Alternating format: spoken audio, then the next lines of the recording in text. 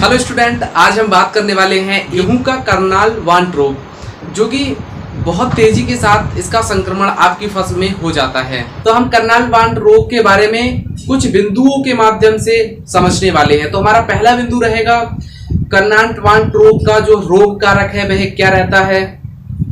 Karnal want रोग का इतिहास, करनाल वांट रोग फैलने के कारण, मुख्य कारण, रोग चक्र, डिसीज साइकिल और प्रबंधन, इन चीजों पर हम आपको चर्चा करने वाले हैं। आपको बहुत ही विस्तार से बताएंगे। वीडियो को आगे बढ़ने से पहले अगर आप हमारे चैनल पर पहली बार आए हैं तो प्लीज हमारे चैनल को सब्सक्राइब, लाइक, बेल आइकन दबाना ना भूलें, जिससे अगली अच्छी वीडियो का नोटिफिकेशन आप तक पहुंच सके सबसे पहले।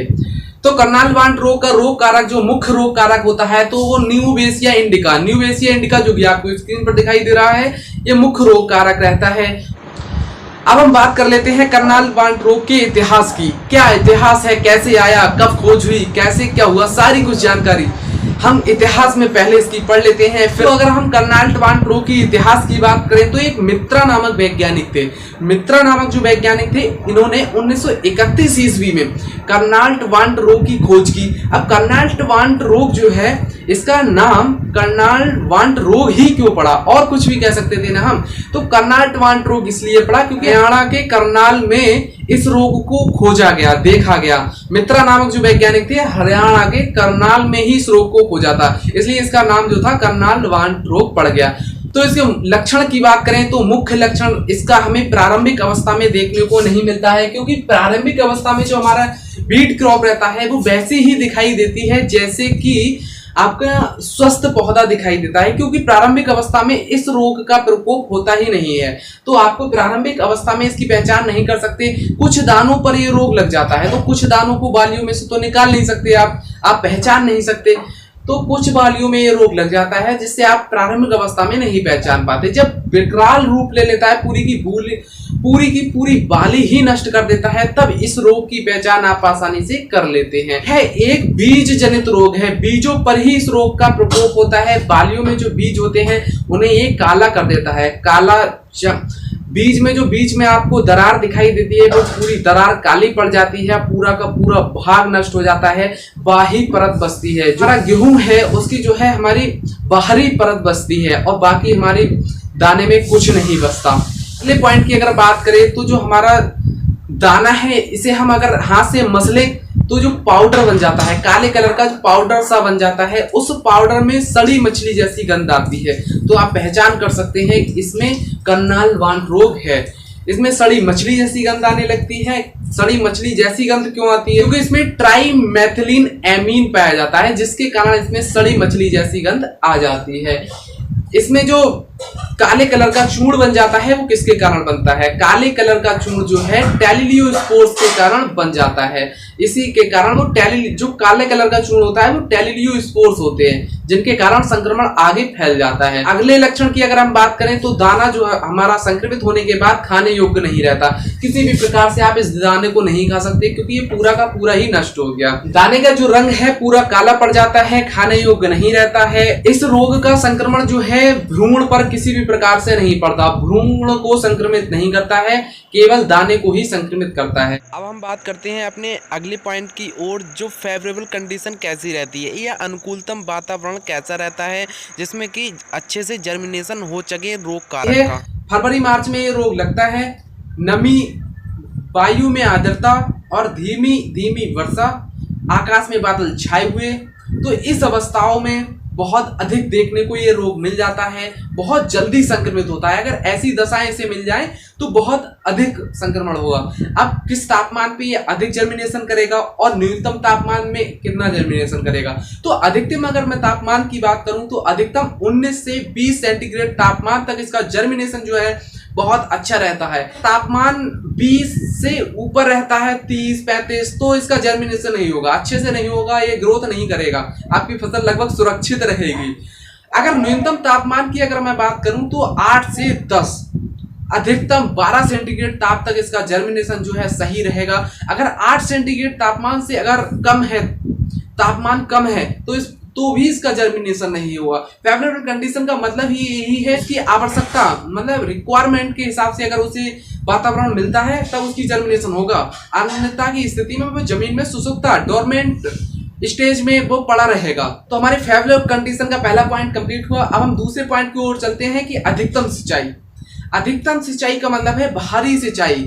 आपने बहुत ज्यादा मात्रा में नमी दे दी, जब आपने नमी ज्यादा मात्रा में दे दी तो टैलिलियोस्पोर्स जो कि संक्रमण फैलाते हैं वो टैलिलियोस्पोर्स जर्मिनेशन करना प्रारंभ कर देंगे, मतलब संक्रमण करना प्रारंभ कर देंगे। साधारण सी भाषा में हम कहें तो जो हमारी सोइल में या फिर हमारे बीज में जो संक्रमण पहुंच गया था, रोग कारक पहुंच गया था, जब उसे नमी मिलना प्रारंभ हो जाएगी तो वो अपना जीवन चक्र चलाना प्रारंभ कर देगा।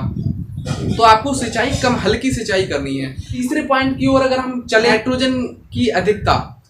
तो नाइट्रोजन की अधिकता से मतलब है कि आपकी फसल में नाइट्रोजन की पूर्ति है। आप देख ही नहीं रहे हैं कि जो हमारी सोइल है उसकी कितनी रिक्वायरमेंट है, आप तो लगा ही जा रहे हैं, बस फसल में लगाए जा रहे हैं कि फसल बहुत अच्छी होगी, लेकिन वह रोग ग्रसित हो जाएगी तब तक। तो आपको नाइट्रोजन की मात्रा उतनी ही देनी है जितनी की इसकी रिक्वायरमेंट हो। अब रिक्वायरमेंट आप कहेंगे कि मैं रिक्वायरमेंट कैसे चेक कर लूंगा, तो आप उसका परीक्षण कराइए। सोइल का परीक्षण कराने के पश्चात उसको सही ढंग से उसकी नाइट्रोजन दें, अधिकता ना करें। तो अब हम चलते हैं अपने अगले पॉइंट की ओर। आपको बताते हैं डिसीज साइकिल क्या है, कर्नाल वांट रोग की डिसीज साइकिल कैसी होती है, इसे विस्तार से समझाते हैं। तो रोग चक्र का मतलब होता है जहां से रोग लगा, सारी स्टेजों के बाद दोबारा से वही स्टेज हुई, ये पूरा रोग चक्र होता है। कैसे रोग लगा, कैसे उसका अगले मतलब जर्मिनेशन हुआ, परिपक्व हुआ, फिर उसी स्टेज में आ गया, रोग चक्र कहलाता है। तो रोग चक्र जो कि आपको दिखाई दे रहा है स्क्रीन पर, जो संक्रमित बीज है, काले काले आपको लिखा हुआ अभी दिख रहा है संक्रमित बीज। जो काले काले संक्रमित बीज हैं, इन बीजों को जब हम अपनी सोइल में बोते हैं या फिर जो हमारी सोइल है इसमें टैलिलियोस्पोर्स जो है पहले से ही मौजूद होते हैं, पुरानी जो फसल थी उससे जो टैलिलियोस्पोर्स गिरे थे वो सोइल में थे, संक्रमित सोइल है।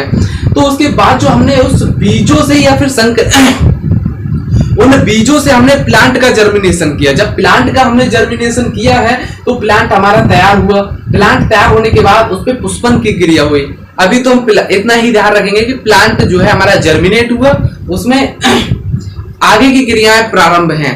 उसके बाद जब जर्मिनेशन हुआ उसे जो हमारे स्पोर्स थे, जो हमारे स्पोर्स मृदा में स्पोर्स हैं, और जो हमारा जब प्लांट हमारा तैयार हुआ उसमें हमने पानी दिया, मतलब वाटर की हमने इरिगेशन की, तो उसी फेवरेबल कंडीशन मिल गई टैलिलियोस्पोर्स को जो हमारे मृदा में है या फिर बीज में है। उसका जर्मिनेशन जो है तैयार होने लगा, जर्मिनेशन प्रारंभ होने लगा, बेसिडियोस्पोर्स बनने लगे, फिर सेकेंडरी स्पोरेंडिया बने। जो हमारे टैलिलियोस्पोर्स थे उनमें अंकुरण प्रारंभ हो गया, अंकुरण प्रारंभ हो गया, उसके बाद स्पोरेंजिया बने, स्पोरेंजिया बने, उसके बाद हमारे सेकेंडरी स्पोरेंजिया बने। उसके पश्चात जो हमारा जब तक प्लांट ग्रोथ कर रहा था ना, जो प्लांट है ग्रोथ कर रहा था, ऊपर चलकर उसमें पुष्पन की अवस्था आ गई, फ्लावरिंग होने लगी।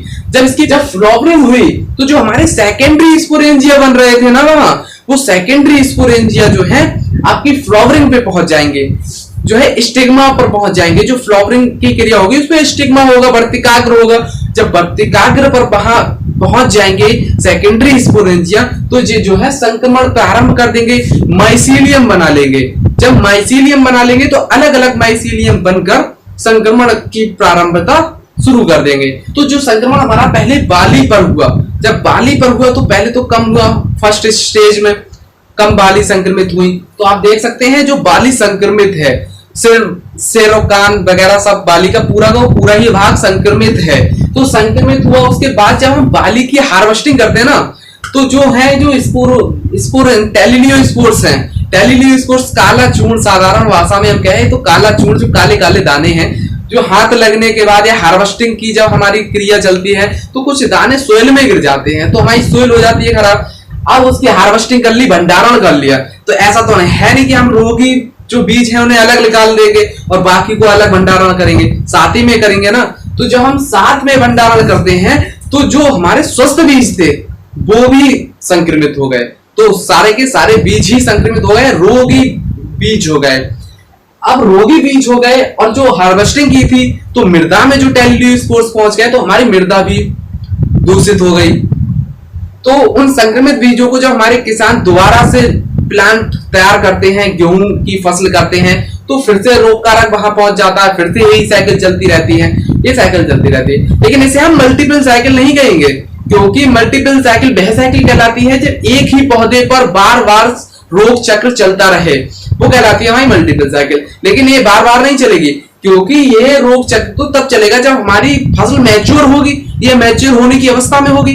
जब हम मैच्योर होकर हार्वेस्टिंग हो जाएगी तो दोबारा चलने की तो आवश्यकता ही नहीं आएगी। इसे सेकेंडरी हम सेकेंडरी संक्रमण कह सकते हैं। जैसे हमारा पौधा संक्रमित हुआ, उससे वहां स्पोर्स उड़े, दूसरे पौधे पर गए, दूसरा पौधा संक्रमित हो गया, बस इसे सेकेंडरी तो संक्रमण कह सकते हैं, लेकिन मल्टीपल साइकिल नहीं कहेंगे। तो अगर आपको साइकिल अब भी समझ में नहीं आई तो मैं इस साइकिल को और सरल करके समझाता हूं।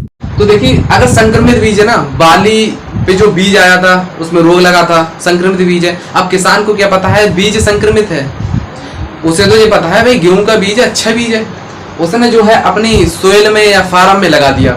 जब हमारा बीज जो है सोइल में लग गया, जर्मिनेशन होगा, जाहिर सी बात है जर्मिनेशन होगा। जब जर्मिनेशन हुआ, अंकुरण निकले उसमें, उसके बाद में जो प्लांट तैयार हुआ, जब प्लांट तैयार हो गया तो उसमें हम इरिगेशन करते हैं ना, तो जब इरिगेशन हमने करी, सिंचाई उसमें जब करी तो नमी मिली, सोइल को नमी मिली। जो हमने पहली साइकिल में बताया ना, हार्वेस्टिंग करते हैं तो टेलिलियो स्पोर्स जमीन में गिर गए थे।